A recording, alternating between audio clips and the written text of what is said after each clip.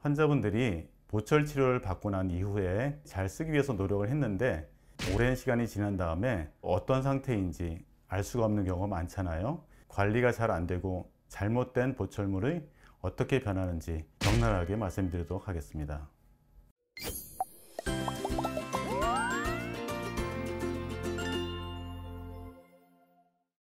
80대 그 남자 어르신으로서 따님하고 같이 저희 치과에 오셨어요.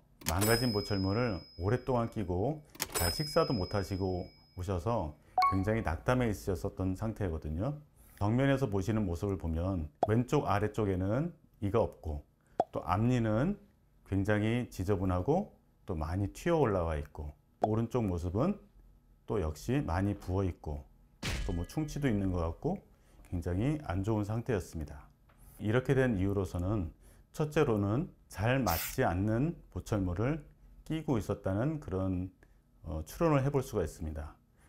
잘 맞지 않는 보철물이라 한다면요, 치아 모양이라든가 치아의 어떤 생물학적인 그런 상태에 맞춰서 그 일을 해야 되는데, 치아 연결 부위가 너무 꽉 막혀 있거나 치아와 접합되는 부위가 좀 들떠 있거나 그렇게 된다면 그 꽉 막혀 있는 부위는 양치가 안 되고 또 들떠 있는 부위로는 충치가 잘 생길 수 있기 때문에 여러 가지 충치나 잇몸 질환을 일으키는 좀 부가적인 요인이 될 수 있어요. 그런 것들을 좀 피하고 잘 만들 수 있는 그런 치과 의사를 선택해서 치료를 받으시는 게 중요하다고 할 수 있겠죠. 다만 이제 요즘 뭐 광고를 많이 하고 대량으로 임플란트를 많이 나무에 못 박듯이 막 심는 그런 치과들이 종종 있는데요. 그런 데는 이제 절대 추천하지 않습니다.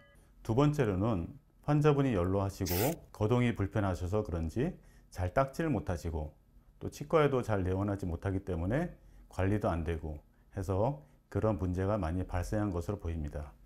이도 빠졌는데 이 빠진 것도 제대로 치료도 못하고 하시다 보니 다른 쪽에, 이가 있는 쪽에 무리하게 힘도 가고 문제가 생기는 그런 경우가 발생한다고 볼 수 있습니다.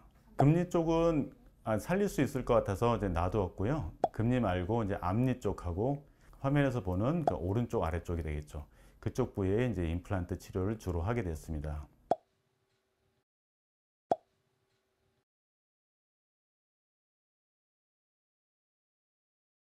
지금처럼 이제 임플란트가 일반화되지 않았을 경우에는 이제 브릿지를 많이 했습니다. 아직도 여전히 유효한 치료 방법이긴 하지만 많은 경우에 지금은 임플란트로 이제 대체하고 있습니다. 그런데 오래된 브릿지, 적어도 10년 이상 된 브릿지들이 어떤 상태인지 궁금하시죠? 어금니 부에 이제 브릿지를 한 환자인데요. 겉으로 보기에는 말짱하고 아무 문제가 없어 보이고 환자분도 특별히 뭐 불편감을 느끼지 않으셨습니다. 그러나 자세히 엑스레이를 살펴보면 이 환자분의 어금니 부위 브릿지 하방에 충치가 생겨 있는 경우도 있고 또 잇몸이 나빠서 그쪽 부위 치조골이 많이 망가진 경우도 있습니다. 브릿지라는 것은 두 개의 치아를 걸어서 3개를 만든다든가 4개의 치아를 만든다든가 하는 치료인데요. 적지 않은 수에서 브릿지를 한 이후에 이렇게 치아가 망가지는 경우를 종종 발견할 수 있습니다.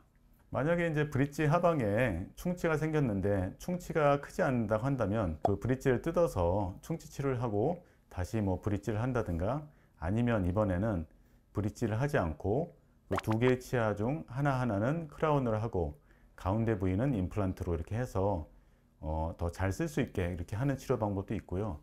환자분들이 느끼시지 못하는 상태에서 치아가 굉장히 안 좋아진 경우가 많기 때문에 부득이하게 2개의 치아 중 하나를 뽑아야 되는 경우도 종종 발생합니다. 많은 분들이 임플란트를 하시는데 또 시간이 지남에 따라 많은 문제가 또 발생하기도 합니다. 그래서 오래된 임플란트 중에서 대표적으로 안 좋아지는 경우를 풍치처럼 임플란트 주위염이 생겨서 임플란트를 뽑게 되거나 그런 경우가 생길 수 있겠고요. 임플란트가 어떤 그런 씹는 힘을 장기간 견디지 못하고 부러지게 되는 경우도 발생할 수 있습니다. 그 임플란트 주위염이 좀 초기인 경우에는 환자들이 잘 모를 수 있어요. 그럴 경우에 치과에 가시면 그 치과의사 선생님들이 그것을 조기에 발견해서 거기에 관한 적절한 치료를 먼저 할 수 있기 때문에 이 역시 스케일링이나 잇몸 치료를 규칙적으로 받으시다 보면 그런 것들을 빨리 발견하실 수 있습니다. 임플란트가 좀 냄새가 나거나 불편하다고 하더라도 뭐 1년, 2년 동안 이렇게 참고 이렇게 지내시는 경우가 있는데, 그러다 보면 아주 안 좋아져서 결국은 임플란트를 뽑게 되는 경우가 많이 발생하거든요. 임플란트 주위에 좀 뭔가 이상이 있다 싶으시면 얼른 치과에 내원하시는 게 안전합니다.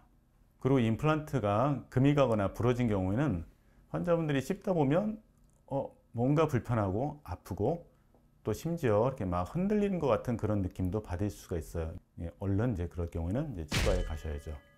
여러분들께서 이제 임플란트 치료를 받으시면 처음에는 적응이 안 돼서 잘 못 씹을 수도 있지만, 시간이 지나면 그 임플란트를 씹게 되는 근육이라든가 이런 신경계가 활성화돼서 아주 자연스럽게 음식을 잘 씹으실 수가 있어요. 그러다 보면 너무 과도하게 임플란트를 마구 이제 혹사시킬 수도 있거든요. 특히나 우리는 환자분들이 전 세계적으로 어떤 씹는 힘이라든가 음식의 어떤 그런 질긴 거라든가 이런 것들이 아주 상위권에 있기 때문에 그 임플란트가 다른 나라 환자들에 비해서 굉장히 많이 부러지고 문제가 생깁니다. 임플란트를 해서 별로 이렇게 불편한 게 없고 그렇다 하더라도 심한 음식을 드시지 않도록 하시는 게 또한 중요하다고 생각합니다. 우리나라 환자분들이 오징어 좋아하잖아요. 오징어를 좀 잘게 좀 해서 드시더라도 좀 드셨으면 좋겠고요. 게장 같은 거, 그런 것들을 너무 이제 바드득 씹어 드시는 건 정말 안 좋습니다. 치아도 많이 망가지고 임플란트도 그런 것들을 견디다 보면 멀쩡하던 다리가 무너지듯이 임플란트도 속에서 균열이 가면서 결국엔 5년, 10년 지나기 전에 부러질 수가 있습니다. 자신의 입안에 어떤 보철물이라든가 이런 것들을 적어도 한 개라도 갖고 계신 분들은 정기적으로 스케일링이나 잇몸 치료 받으시면서 또 엑스레이도 정기적으로 찍어 보시면서 그 보철물과 치아 그 뿌리 그 사이에 충치가 생기거나 아니면은 잇몸 질환이 좀 심해지거나 이런 것들이 발생하지 않는지 조금 체크해 주시는 게 그 보철물을 오래 쓰시고 또 그 치아를 오래 살려 쓰시는 아주 중요한 방법이 되겠습니다. 스케일링 단독으로만 보험되는 게 1년에 한 번이고요. 경우에 따라 잇몸 치료가 필요한 경우도 있습니다. 그럴 경우에는 잇몸 치료를 동반하는 스케일링이 되기 때문에 그럴 경우도 보험이 됩니다.